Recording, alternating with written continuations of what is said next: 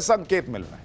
अब कहानी जहां तक ईरान की है, ईरान में युद्ध होगा नहीं होगा, अमेरिका घुसेगा नहीं घुसेगा, क्या होगा अभी देख लीजिए अगले चैप्टर में। भाई सड़क पर फांसी की तैयारी है। ईरान में खामनेई के अंत का टाइमर ऑन कर दिया है क्या ट्रंप ने? ईरान पर अमेरिकी अटैक की गजब तैयारी। उधर ईरान भी अमेरिकी बेस फोड़ने को तैयार बैठा है। मतलब भयंकर जंग होगी, हजारों विद्रोही मारे गए। अब ईरान में घुसेगा अमेरिका, फिर क्या क्या हो गया या होगा, इसका कंप्लीट चैप्टर देख लीजिए। ईरान पर किसी भी वक्त अमेरिका का अटैक हो सकता है, यह दुनिया भर में चर्चा है बॉस। ट्रंप एकदम तैयार बैठे हैं, अगले 24 घंटे में कुछ बड़ा होने वाला है, क्योंकि ईरान को लेकर जबरदस्त हलचल मची हुई। भारत ने भी अपने नागरिकों को तुरंत ईरान से निकलने को कह दिया है। इजरायल ने अपने सुरक्षा कवच आयरन डोम को एक्टिवेट कर दिया है। अमेरिका ने मिडिल ईस्ट में सैन्य ठिकाने खाली करना शुरू कर दिया है।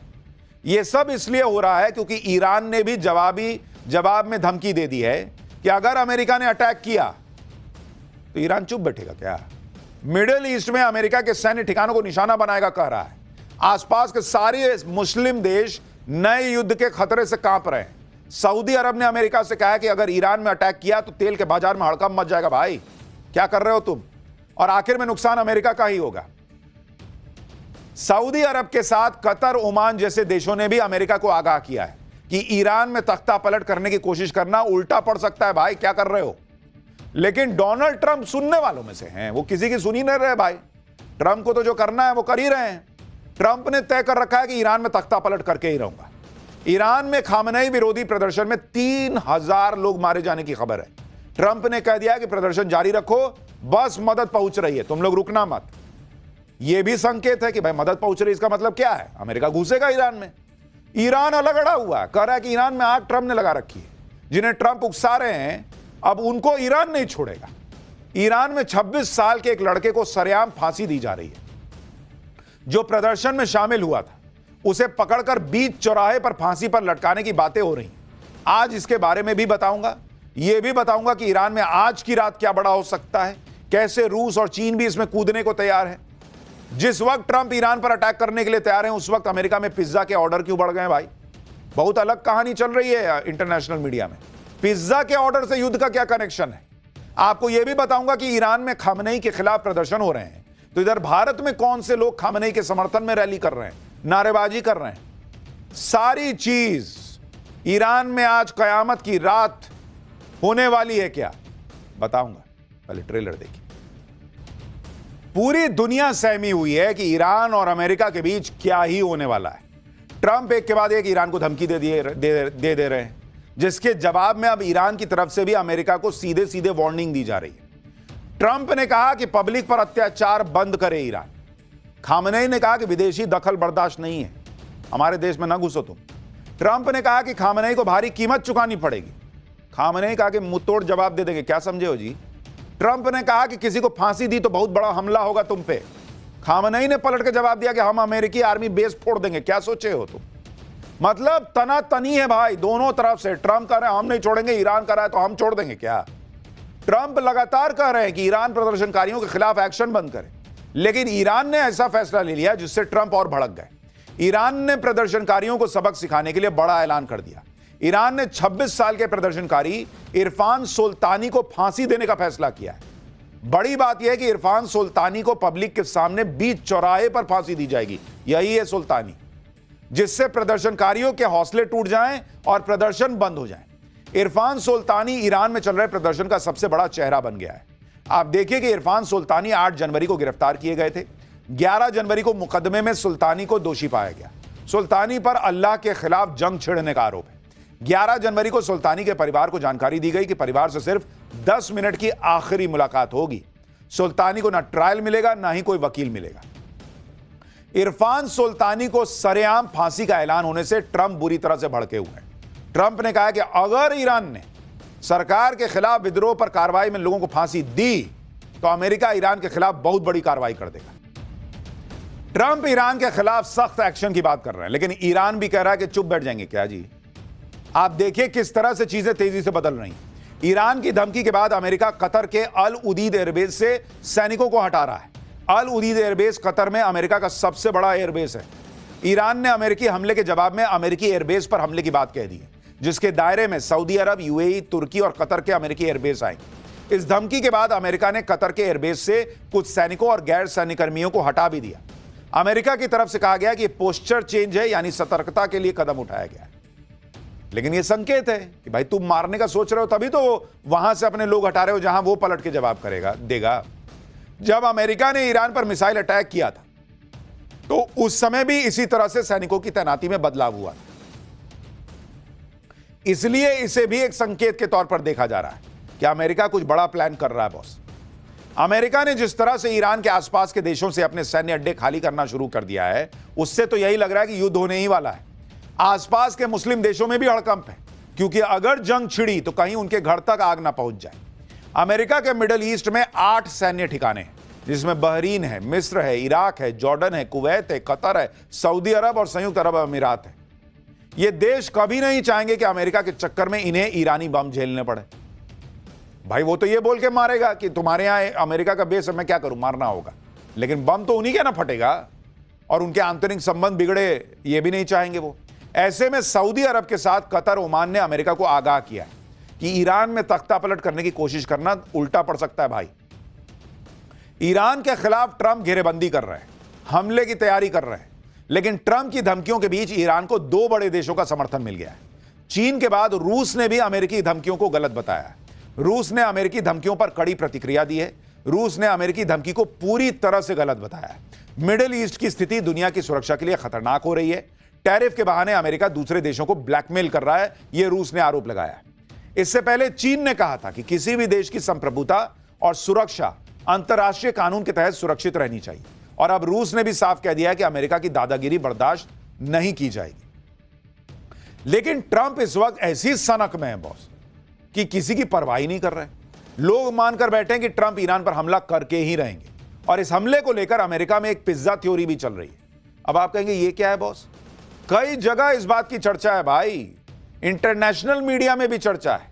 अमेरिका में क्यों ऐसा कहा जा रहा है कि पिज्जा के ऑर्डर बढ़ गए तो समझो युद्ध होने ही वाला है, इसके बारे में भी आपको बताता हूं।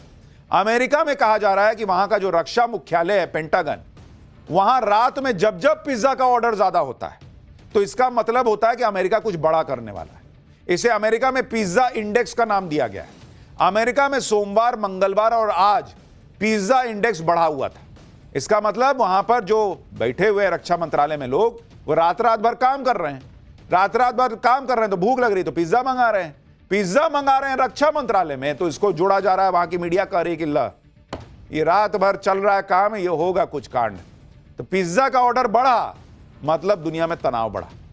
यह भी समझ लीजिए कि पिज्जा इंडेक्स होता क्या है। पिज्जा इंडेक्स एक अनौपचारिक थ्योरी है जिसके अनुसार अमेरिकी रक्षा मुख्यालय पेंटागन के आसपास पिज्जा के ऑर्डर में अचानक बढ़ोतरी को देखा जाता है, जो कि किसी बड़े सैन्य अभियान या अंतर्राष्ट्रीय संकट का संकेत हो सकती है, क्योंकि देर रात तक चलने वाली उच्च स्तरीय बैठकों में अक्सर कर्मचारी पिज्जा ऑर्डर कर लेते हैं। यह कोई आधिकारिक जानकारी नहीं है, बल्कि एक दिलचस्प पैटर्न है जिसे कुछ विश्लेषक छोटी छोटी जानकारी से बड़ी तस्वीर समझने के लिए देखते हैं। जैसे कि इजराइल ईरान तनाव के दौरान फिर से चर्चा में आया था, जब पेंटागन के पास पिज्जा डिलीवरी के वेटिंग टाइम में तेजी आ गई थी। तो लोग अलग अलग तरीके से देखते हैं कि वहां क्या चल रहा है। तो देख रहे पिज्जा ऑर्डर हो रहा है उधर, भैया अमेरिका फिर किसी को खाएगा। लेकिन यह पिज्जा थ्योरी आज की नहीं है, पहले भी पिज्जा को लेकर ऐसी ही चर्चा अमेरिका में होती रही। पिज्जा इंडेक्स कई बार सटीक भी बैठा है। क्लेम किया जाता है कि पेंटागन की पिज्जा इंडेक्स ने 21 से ज्यादा क्राइसिस को सही प्रिडिक्ट किया है। 1980 के दशक में सोवियत इंटेलिजेंस की केजीबी ने वॉशिंगटन डीसी को टारगेट करते हुए एक अनकन्वेंशनल सर्वेलांस मेथोडोलॉजी इजाद की थी। इसमें KGB late night food delivery को ट्रैक करता था और इसका कोड नेम पिजेंट यानी पिज्जा इंटेलिजेंस दिया गया था। 1 अगस्त 1990 में CIA हेडक्वार्टर में 21 पिज्जा डिलीवरी हुई थी, जिसके कुछ घंटे बाद ही इराक ने कुवैत पर हमला बोल दिया था, जिसके बाद गल्फ वॉर की शुरुआत हुई। 1998 में वॉशिंगटन पोस्ट ने यह लेख छापा था कि अमेरिका का इराक पर बॉम्बिंग के दौरान और राष्ट्रपति क्लिंटन पर चले महाभियोग के दौरान व्हाइट हाउस में फूड डिलीवरी में 250% की वृद्धि देखी गई थी। हाल ही में वेनेजुएला हमले से पहले भी व्हाइट हाउस के पिज्जा इंडेक्स में बढ़ोतरी देखी गई थी, और यह अमेरिका की मीडिया एजेंसीज खुद दावा करती हैं कि भाई इधर फूड डिलीवरी बढ़ी, उधर कुछ कांड होगा। अब अगर पिज्जा थ्योरी को सही माने थोड़ी देर के लिए, तो अमेरिका ईरान पर हमला करने ही वाला है। लेकिन यह हमला अमेरिका कैसे कर सकता है उसको देखिए। पिज्जा इंडेक्स तो अलग बात है, अगर हमला खाड़ी देशों के रास्ते होता है तो इसके लिए अमेरिका के कई बड़े सैन्य अड्डे पहले से मौजूद हैं। कुवैत में अली अल सलेम एयरबेस और कैंप आरिफ जान है। कुवैत की ईरान से दूरी करीब 250 किलोमीटर है। यूएई में अल धफरा एयरबेस है जहां F-35 और F-22 जैसे लड़ाकू विमान तैनात है। यह ईरान से फारस की खाड़ी के पार लगभग 200 किलोमीटर दूर है।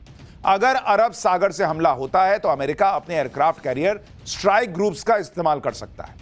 इस समय यूएसएस हैरी एस ट्रूमैन पहले से ही क्षेत्र में तैनात है, जबकि यूएसएस कार्ल विंसन को हाल ही में वहां भेजा गया है। ये दोनों एयरक्राफ्ट कैरियर फारस की खाड़ी के बाहर तैनात है, लेकिन इसकी मिसाइलें और लड़ाकू विमान ईरान तक पहुंचने में सक्षम है। इस रणनीति का सबसे बड़ा फायदा यह है कि इसमें किसी भी खाड़ी देश की जमीन या सैन्य अड्डों का इस्तेमाल ही नहीं करना पड़ेगा। अमेरिका इजराइल के साथ मिलकर भी हमला कर सकता है। जून 2025 में अमेरिका और इजराइल ने मिलकर हमला किया था। इजराइल ने ईरान के एयर डिफेंस को कमजोर किया, फिर अमेरिकी B-2 बॉम्बर्स ने न्यूक्लियर फैसिलिटीज पर हमला कर दिया। इजरायली पीएम बेंजामिन नेतन्याहू ने हाल ही में ट्रंप से मुलाकात में राउंड 2 स्ट्राइक्स पर चर्चा भी की है। हमले में B-2 स्पिरिट स्टेल्थ बॉम्बर्स का इस्तेमाल किया जा सकता है, जो हिंद महासागर में स्थित डिएगो गार्सिया से उड़ान भर सकते हैं या फिर सीधे अमेरिका के मिसूरी से हवा में फ्यूल भरते हुए मिशन पूरा कर सकते हैं। यह बॉम्बर ईरान के रडार सिस्टम को चकमा देने में भी सक्षम है। अमेरिका के साथ देने के लिए इजराइल ने पूरी तैयारी शुरू कर दी है बॉस। इजराइल के आर्मी रेडियो की रिपोर्ट के मुताबिक IDF ने कई सैन्य टुकड़ियों को हाई अलर्ट पर रखा हुआ है। पिछले 24 घंटे के दौरान इजराइल ने एयर डिफेंस सिस्टम में कई बदलाव किए और अपने आयरन डोम एयर डिफेंस सिस्टम को फिर एक्टिव कर दिया है। यानी जितने संकेत मिल रहे हैं वो इशारा कर रहे हैं कि अमेरिका ईरान को फोड़ेगा। अब सवाल यह है कि ईरान किस तरह से जवाब देगा। अमेरिका ने ईरान पर हमला किया तो कितना बड़ा नुकसान हो सकता है यह भी समझिए। अगर अमेरिका ने बड़ा हमला किया तो ईरान प्रतिशोध में स्ट्रेट ऑफ हॉर्मुज को बंद कर सकता है। दुनिया का करीब 31%, 31% समुद्र से जाने वाला crude oil straight of Hormuz से ही पास होता है। अगर ईरान ने इसको बंद किया तो इंटरनेशनल क्रूड ऑयल के दाम $10 से $20 प्रति बैरल तक बढ़ सकते हैं। इससे नुकसान अमेरिका को भी होगा और वहां भी महंगाई तेजी से बढ़ जाएगी। यानी दुनिया भर में युद्ध के हालात बन रहे हैं, बहुत गहमा गहमी हो रखी है। अब इस पर एक एक रिपोर्ट तो आपको दिखाता ही रहूंगा, लेकिन पाठशाला में दुनिया में तो देश अपनी अपनी ताकत दिखा रहे हैं। पाठशाला में अब आपको दिखाने जा रहा हूं सनातन की ताकत। मकर संक्रांति पर पीएम मोदी और बागेश्वर बाबा की कौन सी तस्वीरें आ गई कि सनातन विरोधियों में आग लग गई। भयंकर ठंड में जल समाधि, 5.5 करोड़ रुद्राक्ष का ज्योतिर्लिंग, 11,000 त्रिशूल, माघ मेले में सनातन के वो रंग जो आप देखकर हैरान रह जाएंगे। राम मंदिर और काशी विश्वनाथ के बाद पीएम मोदी सनातनियों के लिए ऐसा क्या बनवा रहे जिसकी बहुत चर्चा है। अब इसका चैप्टर देखिए। आज दुनिया में भारत ब्राइट स्पॉट है, इकोनॉमी बम बम है। पीएम मोदी भारत को तेजी से आगे लेके जा रहे हैं। भारत का इंफ्रास्ट्रक्चर तेजी से बदल रहा है, दुनिया एक नया भारत देख रही है। लेकिन इन सब के बाद भी पीएम मोदी भारत की परंपरा और सनातन के गौरव को नहीं भूलें। नए साल में सनातन का